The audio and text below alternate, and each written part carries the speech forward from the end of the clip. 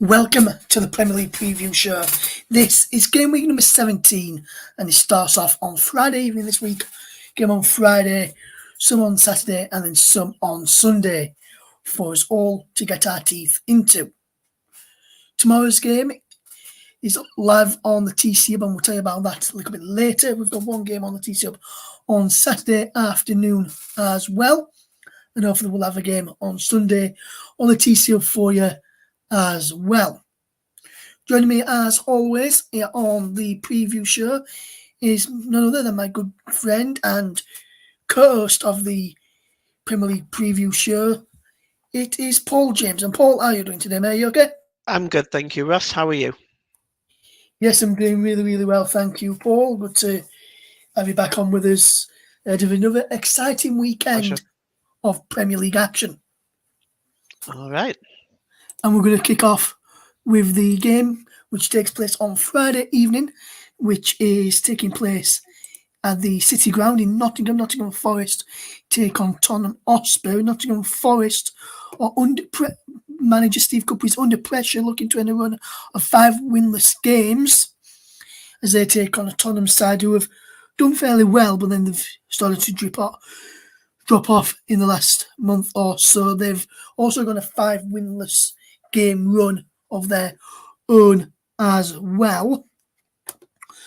The draw last week against Wolves was their first point since early November, and Forest now just at 2 places and 5 points above the drop zone, and they need a quick improvement if they're to avoid being sucked into the relegation battle. As for Spurs, they need to return to winning ways. Lost 4-1 last time out to 1-4-1 last time out against Newcastle, should I say, and is a 5th straight Premier League head-to-head, looking for a 5th straight Premier League head-to-head win over Nottingham Forest as well.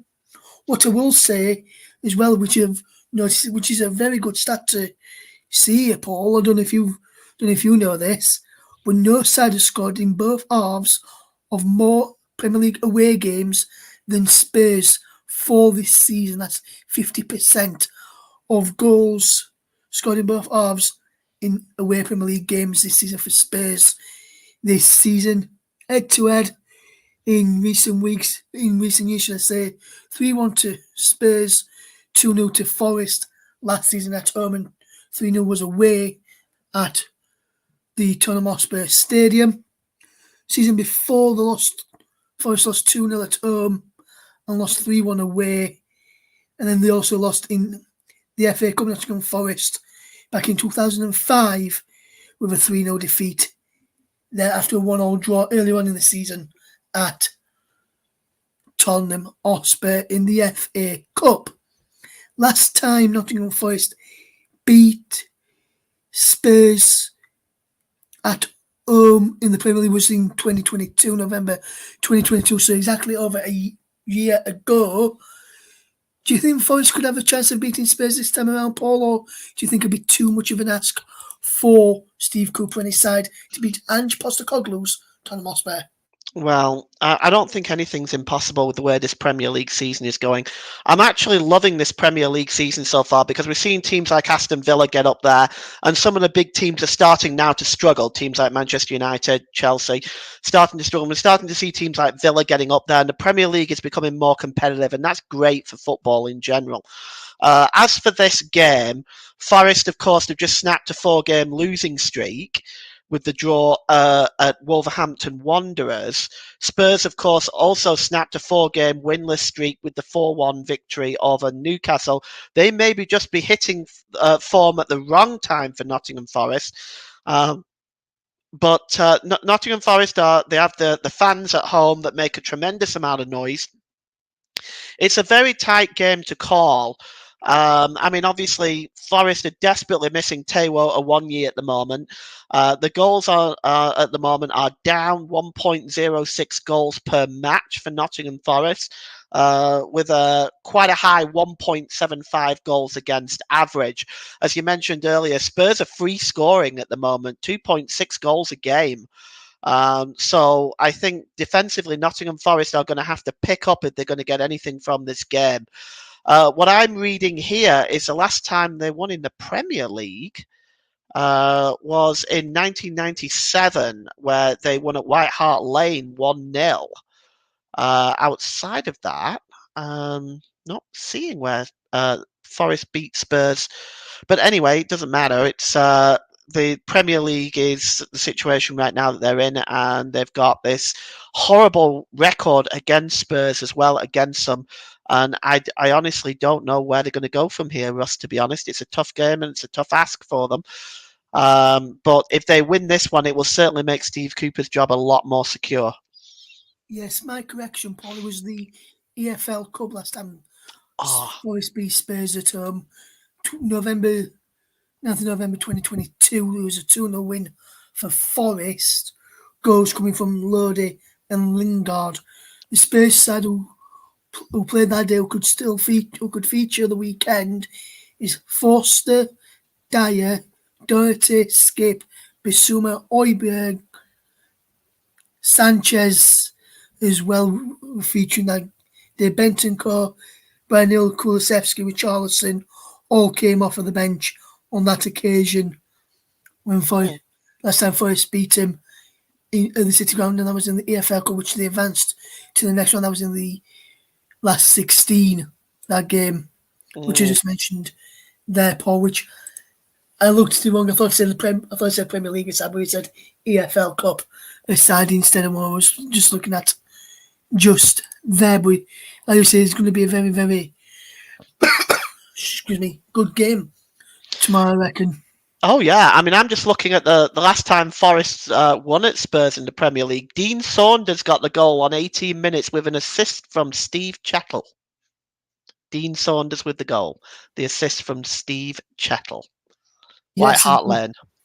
Yes, Dean Saunders, what a player he was, and came into a very, very good manager as well, all over recent years as well, did Dean Saunders. He did some good job as a manager in recent years as well.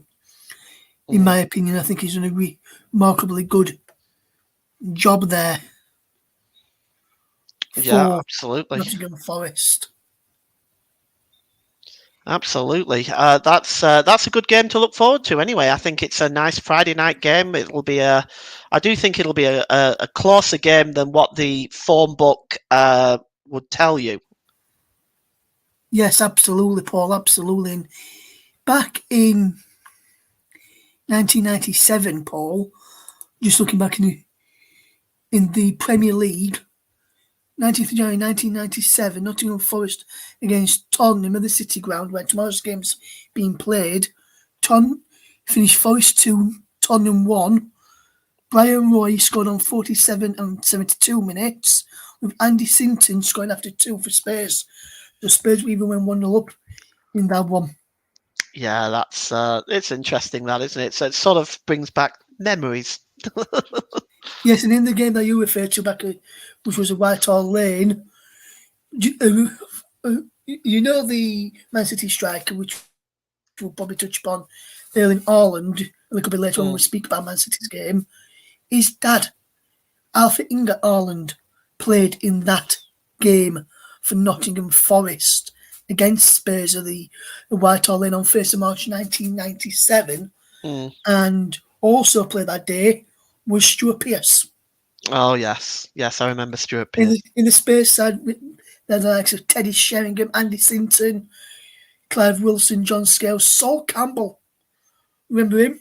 Oh, I remember Sol Campbell before he went and joined Arsenal. He was Mr. Popular when he joined Arsenal, wasn't he?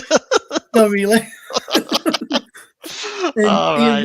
Ian Walker was in goal as well, and Yeah, I remember Ian Walker. for Yeah. Tottenham on Mm. that occasion back in 1st of March 1997, which was that season. 96-97 was the last time that Forest did the double over Spurs in a Premier League season.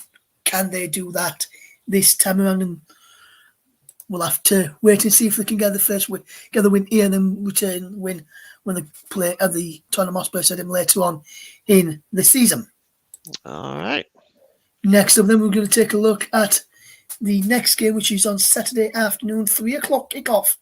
For this one, it's Bournemouth taking on Luton Town, and Bournemouth under Andoni Iraola is starting to take shape and take fine now, with Bournemouth winning 4 of their last 5 matches, 1 draw, or beating the last 5, including the impressive 3-0 hammering of Manchester United, which was their first ever victory at Old Trafford.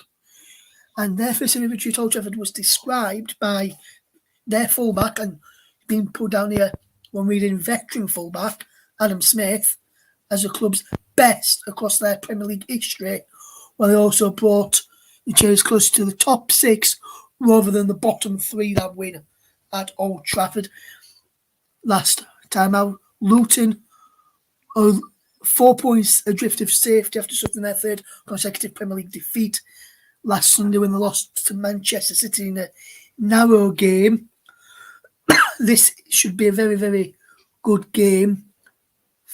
Luton have picked up 4 points from 8 away matches this season, 1-1 drawn, 1 lost 6, and it's better than only Sheffield United in the Premier League. First clean sheet of the campaign would be welcomed by Luton as well, but they've won just 1 of their last 5 visits to Bournemouth. Confidence may not be too high, a draw and 3 defeats as well. They're one of the players to look out for in the Bournemouth side is Marcus Tavernier. He's contributed directly to 4 goals, as many appearances for the Cherries, 2 goals, 2 assists. With both of the assists, Paul, coming against Manchester United last week. Yeah. Adebayo netted in back-to-back matches for Luton, while his only away goal of the campaign earned the Hatters a point against Forest in October. Luton, 16 matches in the Premier League, have produced 49 goals with, get ready for this stat here, Paul, with a whooping 37 goals arriving in the second half of matches. What a stat that is. And I just see this game going Bournemouth against Luton with the Vitality on Saturday afternoon. Well, it's a difficult one with Bournemouth playing so well right now. I mean, obviously they can't afford to underestimate Luton. You can't afford to underestimate any team in the Premier League, such as it is. You really, really have to be very, very careful. And I think with this one, I think Bournemouth are the favourites, of course, the way that they're playing. They're definitely in form. They're free scoring at the moment, and Luton do have a poor record defensively, with an average goals against of 2 goals per game. Goal scoring has been hard for them as too. They've only had 1.06 goals for. With just 2 wins this season, I think it's going to be a struggle for Luton. But I have been impressed with the effort and commitment that these Luton players have put in. I mean, they really have been brilliant for the effort that they put in, with the quality that they've got in that lineup, and what they're having to come up against in the Premier League. They're definitely, like I said, and I've said this week in and week out, they are definitely, out of the 3 promoted teams, they are the most likely to stay up, in my opinion. I think Bournemouth, though, may just have a bit too much for Luton. Yes, and it'd be interesting to see if one of Luton's informed players of recent weeks was caused teams a number of problems when he's played. Chiedozie Ogbene be fit enough to play, as he wasn't involved against Manchester City last week. Unsure why that was. I don't think there was an injury, but it'd be interesting to see if he's back in the squad this week, and if so, he could potentially have a big impact in the game, because he's been more creative, one out of the wingers when he's featured, especially against Arsenal. It caused them a number of problems as well, caused Liverpool a number of problems early on in the season. So it'd be interesting to see that regarding Chiedozie Ogbene, if he returns to the side this weekend. We'll now move on to another game, which has been a very, very good one, which is one to watch. And one team in this game recently got a new manager. The other one, the manager, is under serious pressure. And that is Chelsea against Sheffield United, where we go next, Paul. And Chelsea are finding themselves closer to the relegation zone than the top four in the way of points. 2-0 defeat at Everton last week certainly increased the pressure on Maurizio Pochettino at Stamford Bridge, with Reece James off with another injury, hamstring problem, out for about 3 months or so now. They're taking a Sheffield United side who were buoyed by a good result last week against Brentford, a very good Brentford side. In fact, in Chris Wilder's second game in charge of the Blaze after returning to Bramall Lane, or downtown Bramall Lane as the Sheffield United fans like to call it, due to fantastic play from James McAtee with the fantastic goal. Enzo Fernandez is a player to watch in the Chelsea side. However, the stat which I've seen here, the Yorkshire teams are winless in their last 19 away games against Chelsea Stamford Bridge since Leeds United's 2-0 win in December 1999. 4 draws and 15 defeats in the last 19 Premier League away games against Chelsea since that 2-0 win for Leeds in December 99 against Chelsea for Yorkshire sides. It's going to be another tough ask for this one for Chris Wilder against and Sheffield United against Chelsea, though, Paul. And I can see that run continuing, in my personal opinion. Oh yeah, absolutely. This is a massive challenge for Chris Wilder and Sheffield United. The biggest issue that, of course, that they have is that Chelsea are at the moment a wounded beast right now, and I have to say another defeat there for the manager, it could result in him being considered as well, because Chelsea are not patient with their managers. And Pochettino is got to be feeling the pressure, and if he loses to Sheffield United at home, it really could put his position in the spotlight. And looking at this as well with Chelsea right now, only 1 win in 5. And if you look at those 5 games, so they've conceded 14 goals. 14 goals in those 5 games. And they've only scored, they've scored 9. This is not what you would expect from a top 10 team. And the amount of money that has been spent on this Chelsea team from them to be where they are, there's a lot of questions being asked. But I don't lay this at the feet of the manager. They've had Pochettino. Prior to that, they've had Graham Potter. Prior to that, they've had Frank Lampard twice. For some reason, they thought it would be a good idea to bring Frank Lampard back after they sacked Graham Potter. Make the math. I mean, it's not going to work like that. If you bring back a manager that you've just fired several months earlier, what are you expecting that you weren't expecting from the time that you sacked him the first time? Sorry, that's rather wordy, but you know what I mean. I don't understand why they did that, but now they've brought in Pochettino, and they're hoping that he's going to be able to change the situation. I don't think it's working at the moment, and Chelsea's position right now is a perilous one. It's one I haven't seen them in since well before the Roman Abramovich era.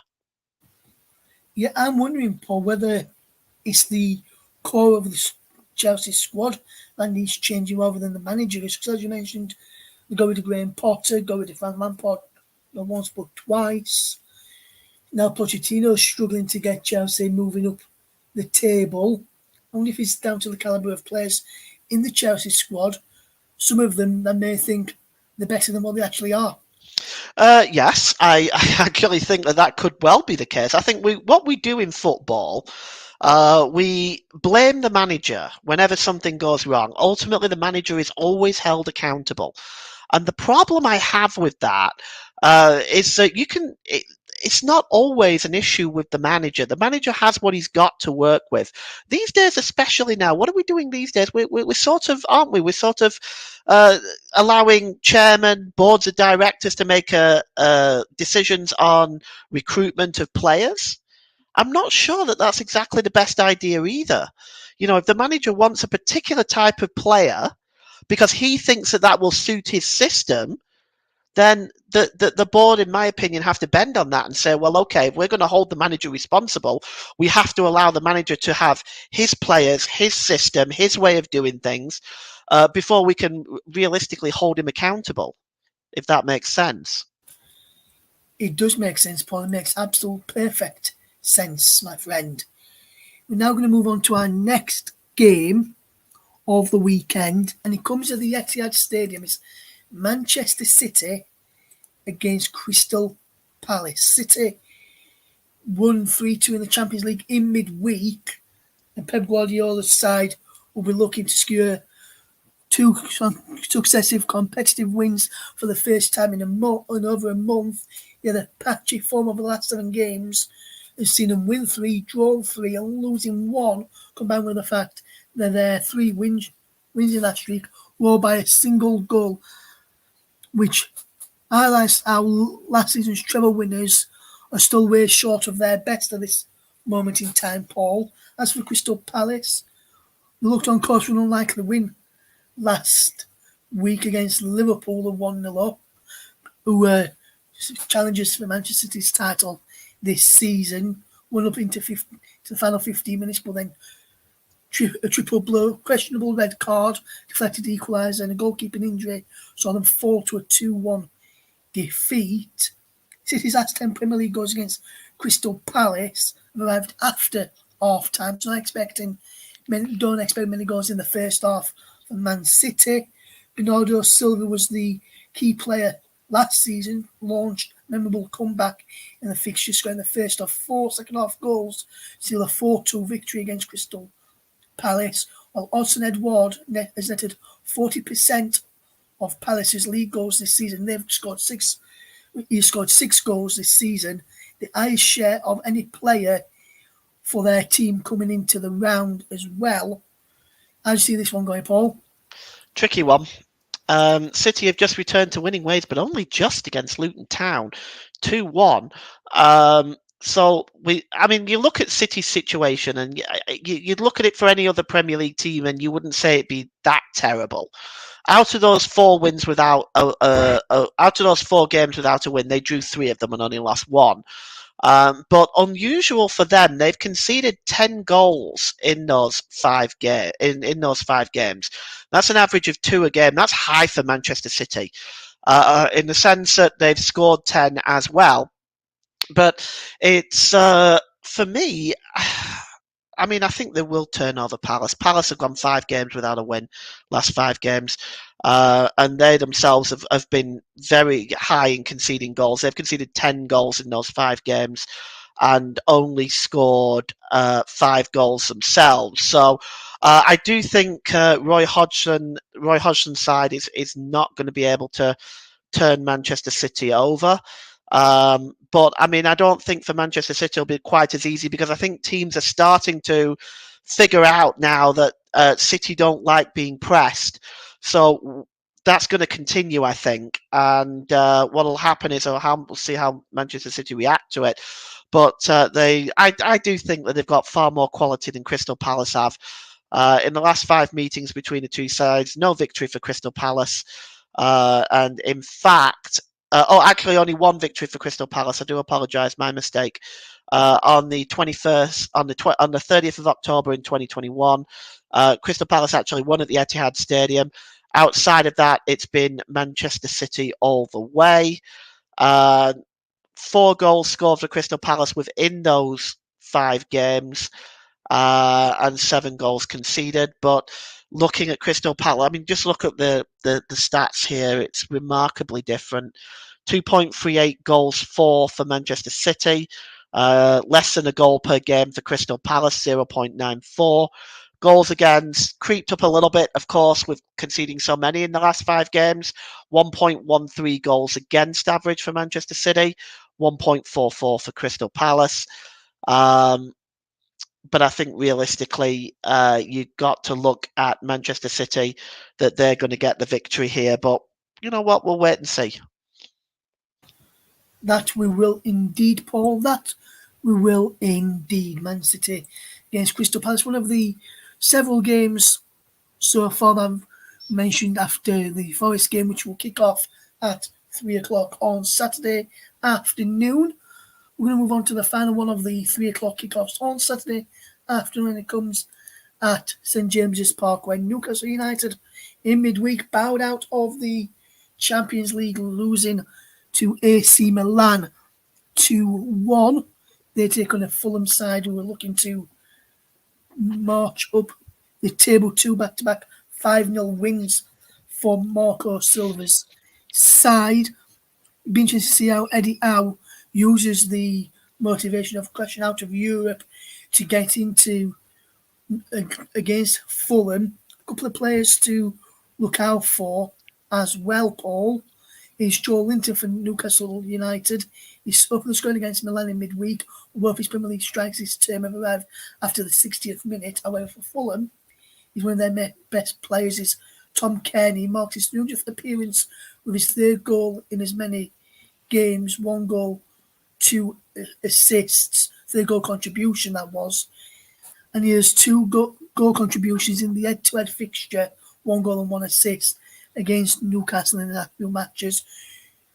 And what about this for a start? Newcastle haven't trailed at half-time in their own Premier League fixture this term. And when they've been at half-time, they have won 4, all been drawing 4 matches at St James's Park this term. And what a way that will have been, Paul. What a way that is. And I wonder if Newcastle will be hoping to build on that and take that into this game and try and get that win on the board to keep it another win on the board at half time and try and get the winning feeling back after losing in midweek. And I know the last time out in the Premier League, they did a they lost 4-1 to Tottenham and 3-0 to Everton. Last couple of matches being back-to-back defeats. They're hoping 3 straight defeats in all competitions. They're hoping not to go another back-to-back 3 straight defeats in the Premier League for Newcastle. And they're about to bounce back against the Fulham side. As I mentioned, scored 10 goals and conceded 9 in the last couple of matches. So this is going to be a tough game for Newcastle, I think. Yeah, this is not going to be easy. I was just looking at, while you was talking there, Russ, I was just looking at Fulham's goals for average in the last sort of 5 games, 3.40 goals per game. They are in incredible form right now. 17 goals in 5 games. Goals conceded is not too shabby either. 7 goals in 5 games. So that is a 1.40 goals against average. As for Newcastle, well, I mean, they've scored 6 goals in the 5 games. And in the last one, and they've conceded 10. So they've been open to conceding goals defensively for Newcastle, which has been unusual for them for most of the season. Are they missing Nick Pope? It's a question that you've got to be asking, because 7 goals conceded in the last 2 games, Russ. 4-1 to Spurs away and 3-0 to Everton. Now they do return to the home where they have been mostly successful this season. But this is a really, really difficult game for them with an informed Fulham team right now. I just wonder whether Eddie Howe is perhaps looking over his shoulder. Newcastle, of course, crashed out of Europe, not just out of the Champions League, but out of Europe as a whole because they finished bottom of that group. So I do wonder how patient the ownership will be with Eddie Howe, knowing I'm not trying to create drama here. I'm just saying that knowing the way football is and how impatient clubs are with managers, you just never know, do you? You don't, Paul. You never know whether one manager could be think the job is safe one week, come to the next week, and his job's on the line, and you never know whether that could be Eddie Howe could be thinking right now, my job's safe. The lose of the weekend, go out to Europe in midweek, lose of the weekend to Fulham, lose the following week as well, and that's four defeats on the spin. Be 3 defeats on the spin if they lose to Fulham this weekend. So far, they've got 3 defeats in the last 5, 2 wins as well, Newcastle. So in the last 6, if we lose this weekend, it'll be 3 defeats in the last, it'll be 4 defeats in the last 6 and 2 wins in there for Newcastle, which is not a very good record. In one which, like I say, Paul could put Eddie out under a bit of pressure maybe, but I'm not sure if that is going to be the case. So we're going to move on in a second to our next game. But before we do that, let's just tell you what we've got coming up here on the commentary of this weekend. And on Friday evening, we have got Nottingham Forest against Tottenham Hotspur at the City Ground. Join Paul James from 7:55 UK time ahead of that one. Kickoff is at 8 p.m. on Friday evening. And we're also going to be bringing you Burnley against Everton with JB and Paul James, the men, bringing that on. JB in the presenter's chair, Paul on the commentary for that one as well. Looking forward to having Paul on commentary for both of those matches for us here on the commentary. But tomorrow night's game is one I'm looking forward to the most. Burnley Everton is one I'm looking forward to as well. Both teams down near the bottom. Everton only down there because of the points deduction, and potentially one could see how that one unfolds then very, very shortly over the weekend. Make sure you tune into that one from around about 5 o'clock on the TC Hub with the classified check of the results, followed by the coverage of the Burnley versus Everton game, which will be a very, very good one to see, in my personal opinion. Right then, let's take a look at that game, Paul, that we mentioned just there, the Burnley against Everton game, and it's going to be a very, very good game. I've already mentioned both teams down near the bottom. Everton down there because of a points deduction, Burnley down there because of a poor run of form in the season so far. Burnley slowly starting to get the grips with the Premier League again. Strong Brighton had to a 1-1 draw last week. They now avoided defeating 2 of their last 3 matches. The other one was a win against Sheffield United. Although manager Vincent Kompany would have still been left frustrated by a side surrendering another lead in last Saturday's draw against Brighton. It means Burnley have now dropped 16 Premier League points from winning positions this season, most joint of any side coming into game week number 17. Everton is again the game against Everton for Burnley though is a chance for the Lancashire side to secure successive home wins for the first time since April 2023. It won't be easy though with the form of Everton. You could say history's on Burnley's side, though with the Clan 7 won 5 of the last 8 Premier League home games against the Merseyside Toffees, drawn 1, lost 2 of the others there, which is more victories than they've managed against any other opponent at Turf Moor in the Premier League. Everton with a fantastic 2-0 win over Chelsea last week, and one which could have been a lot more. It's got to be said, Paul, because that was a very, very good game. Everton looking to cause some shocks after getting that point deduction. They've won all the matches since that point deduction as well.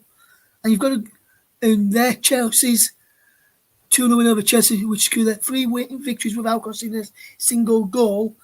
Last time, Everton won 4 games on the bounce. When do you think that was, Paul? Oh, goodness me, that would have been some years ago, Russ. December 2020.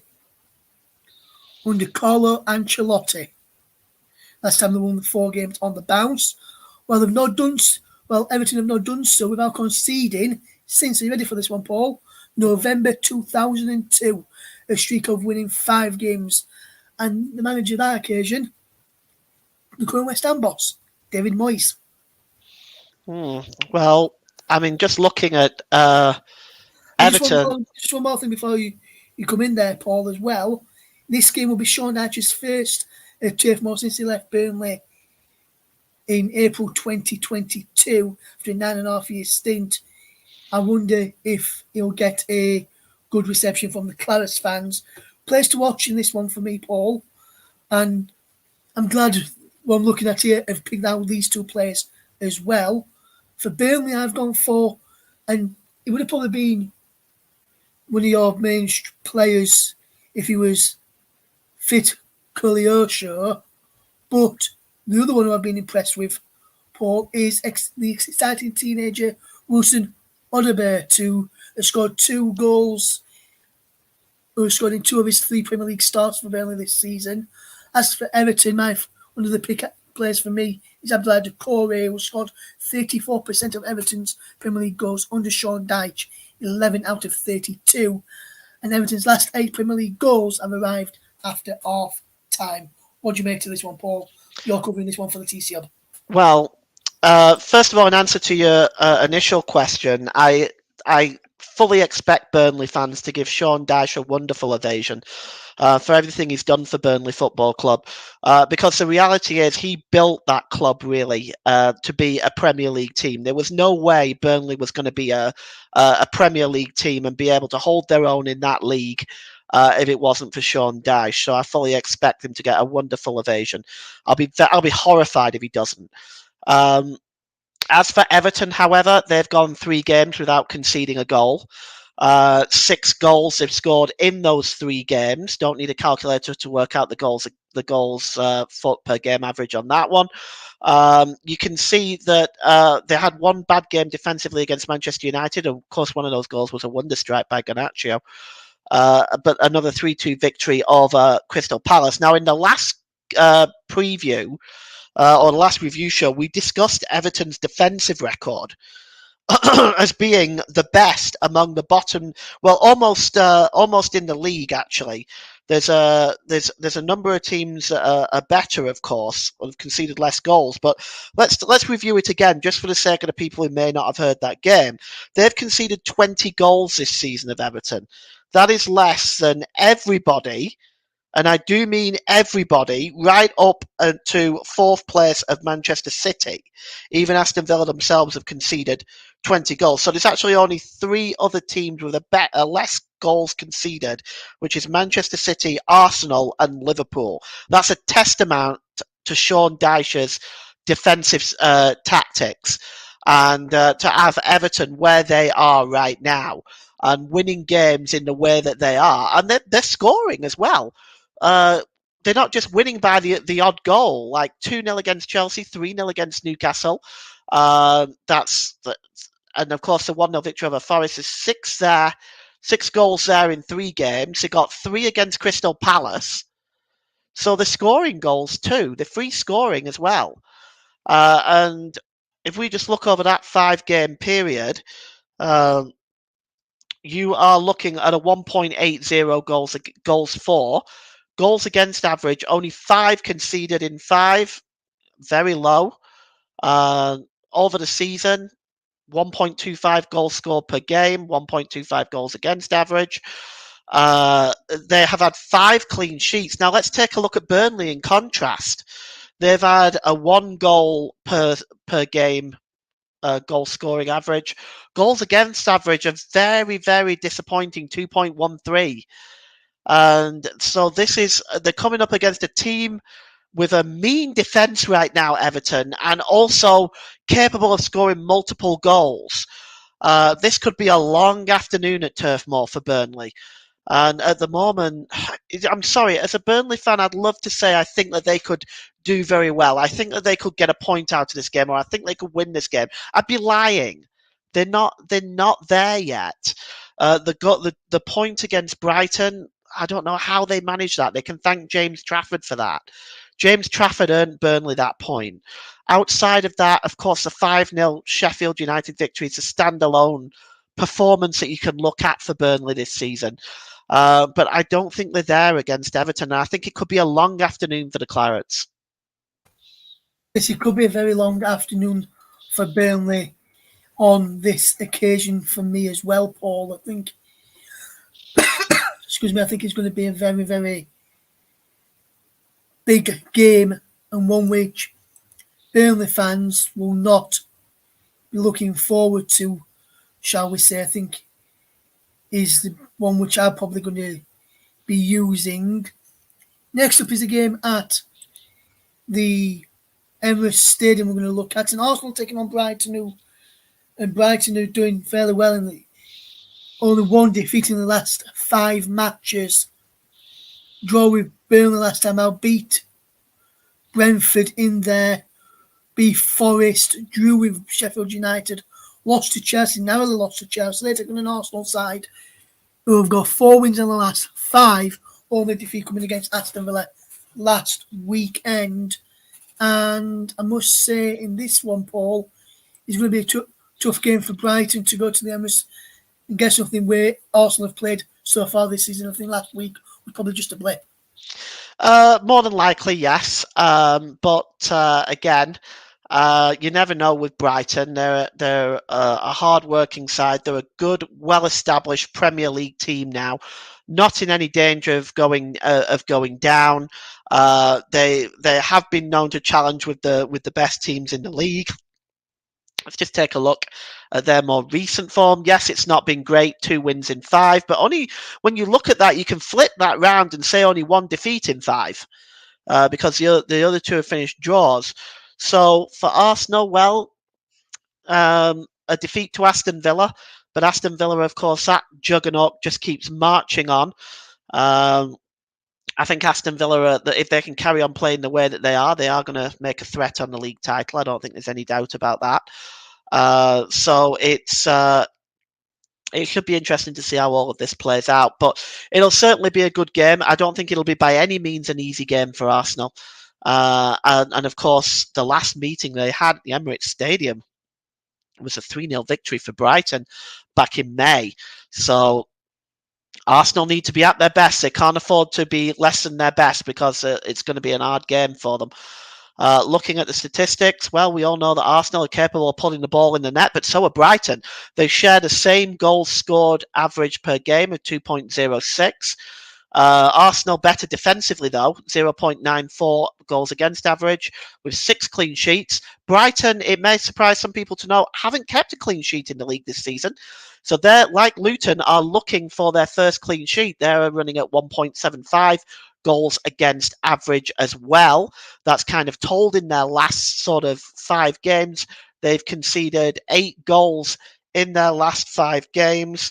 And that, of course, is a 1.6 goals against average. So they're conceding goals rather freely. So Arsenal, well, they may be able to take advantage of that, but like I said, they'll have to be at their best. Yes, they will, Paul. They have to be at their very, very best indeed if they are to get anything out of this one. Next game up is another good game which I'm looking forward to watching if I get a chance, or even catching some of the highlights. Brentford against Aston Villa. This is going to be a very, very good game indeed. Aston Villa, 4 wins in the last 5, a draw in there as well, a draw against Bournemouth, but wins against Arsenal last time out, Man City, Spurs and Fulham is a really good return. Brentford, 4 defeats in their last 5, came against Liverpool, Arsenal, Brighton and Sheffield United. Sheffield United one was the shocking one. Brentford against Luton. Brentford won that one 3-1. That's their only win in their last 5.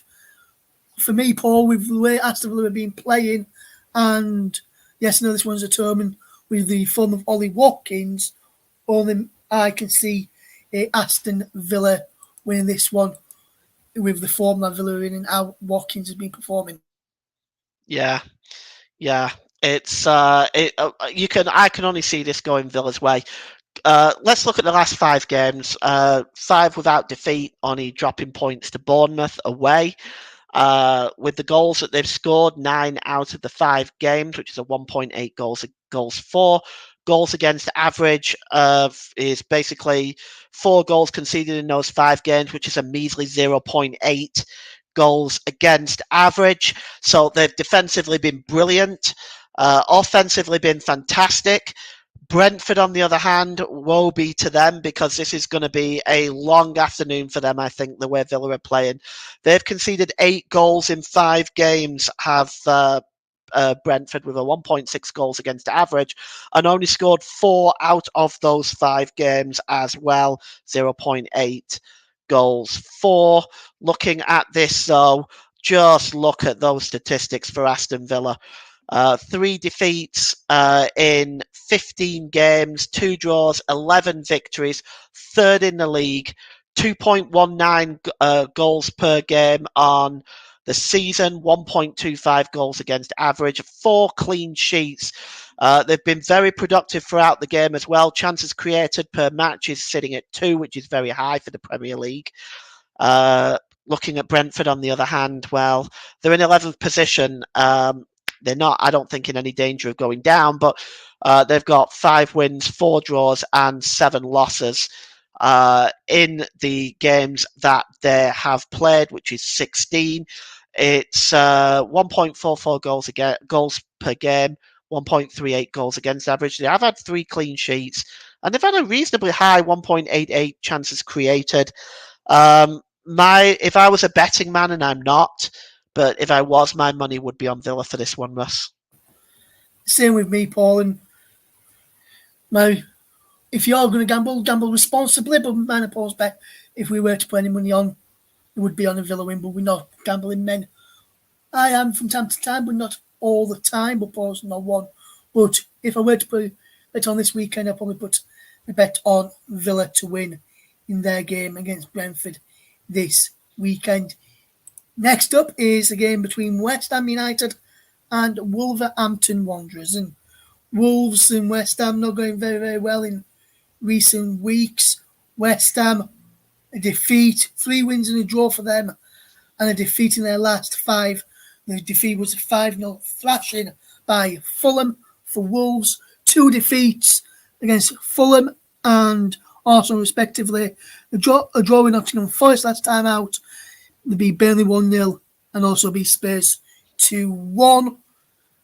This one is going to be a good game at the London Stadium on Sunday afternoon. How do you see this game going, Paul?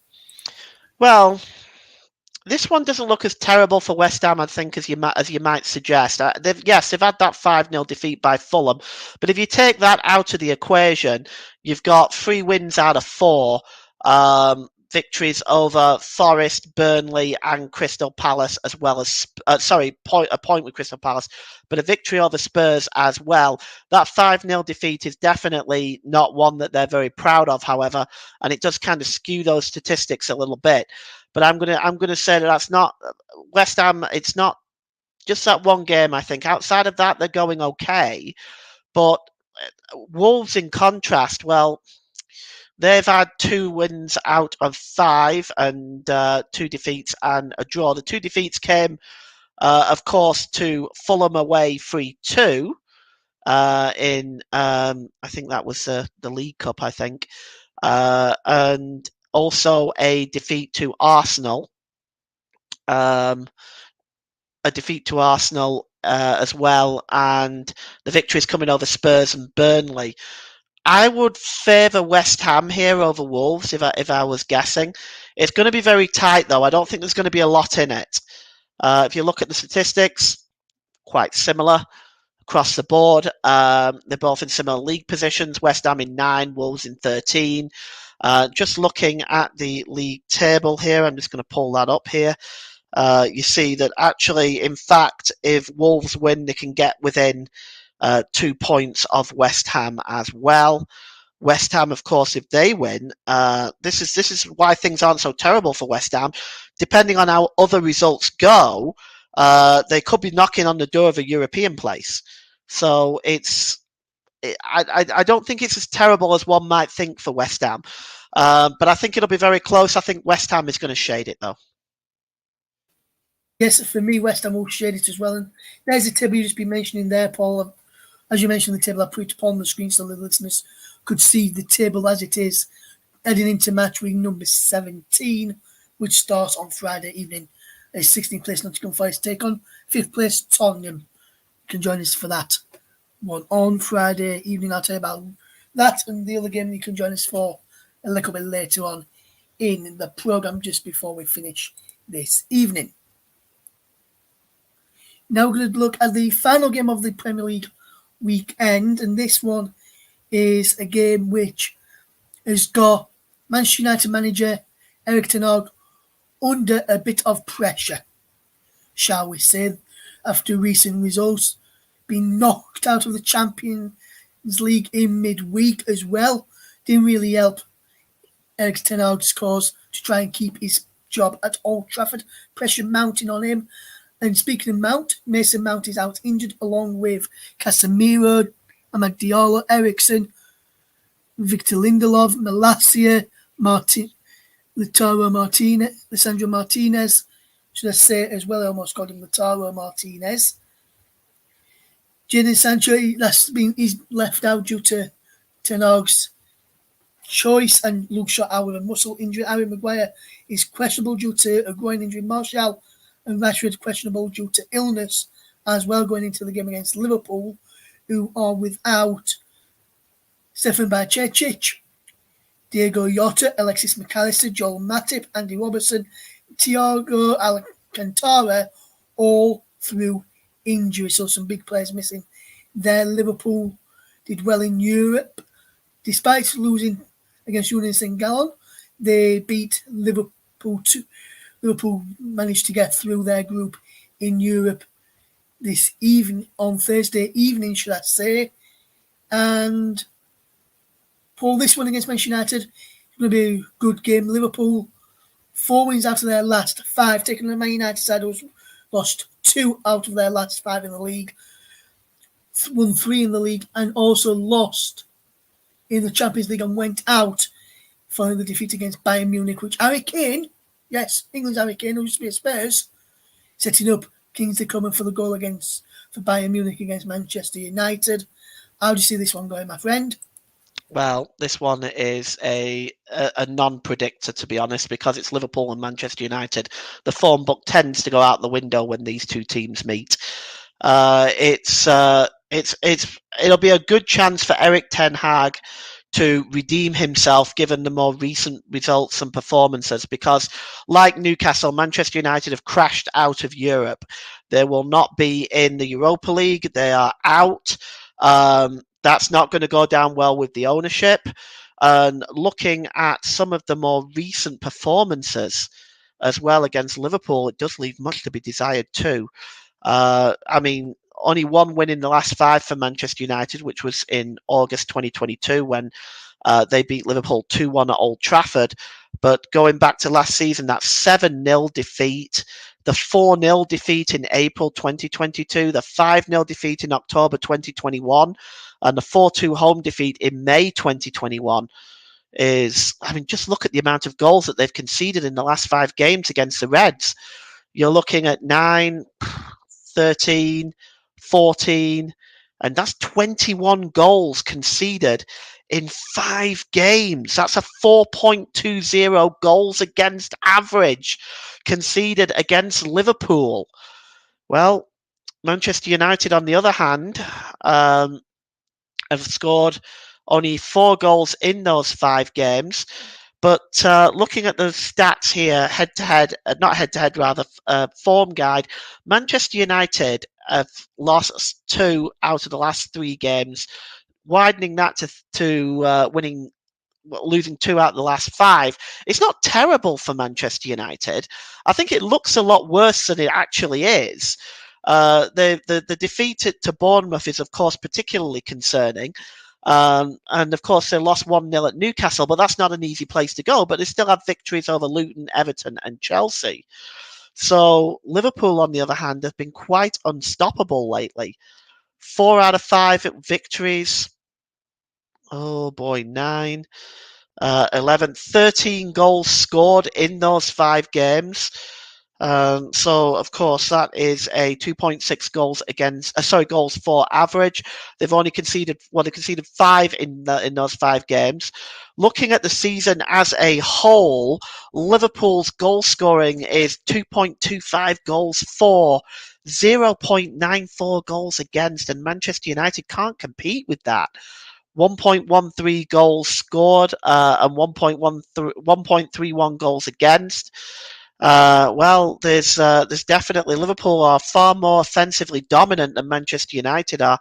2.69 chances created for the Reds as well, whereas Manchester United are 1.63 chances created. So ultimately, if I had to decide, if you're putting me on that hot seat, Russ, I would say probably Liverpool. But you know what? It is a derby. It's Liverpool versus Manchester United. I don't know. It's a question of who wants it most on the day, I suppose.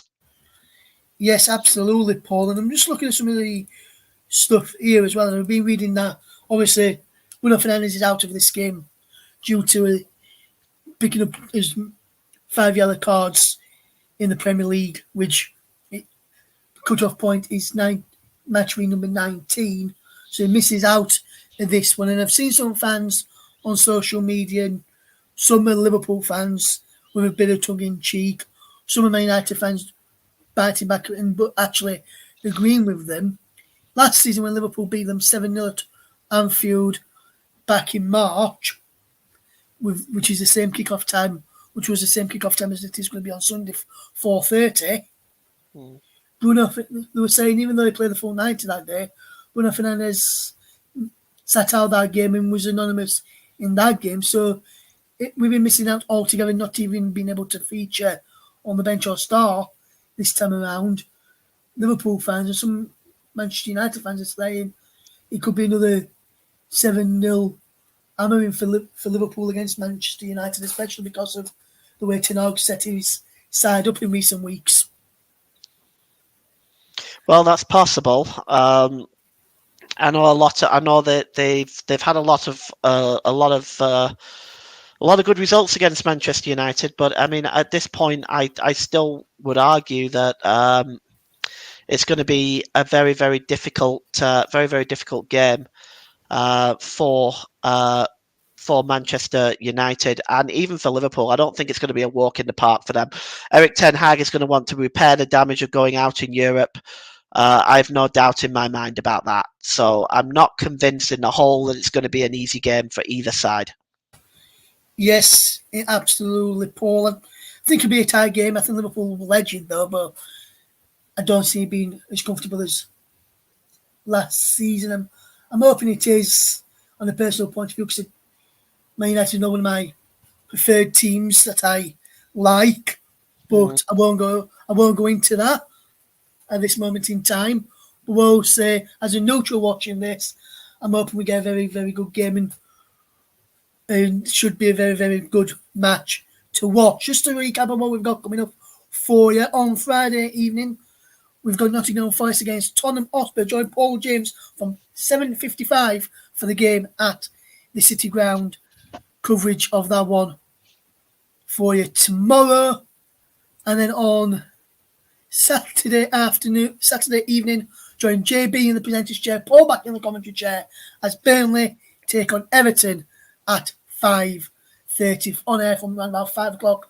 So JB can give you the full classified check of the scores on the doors in the Premier League.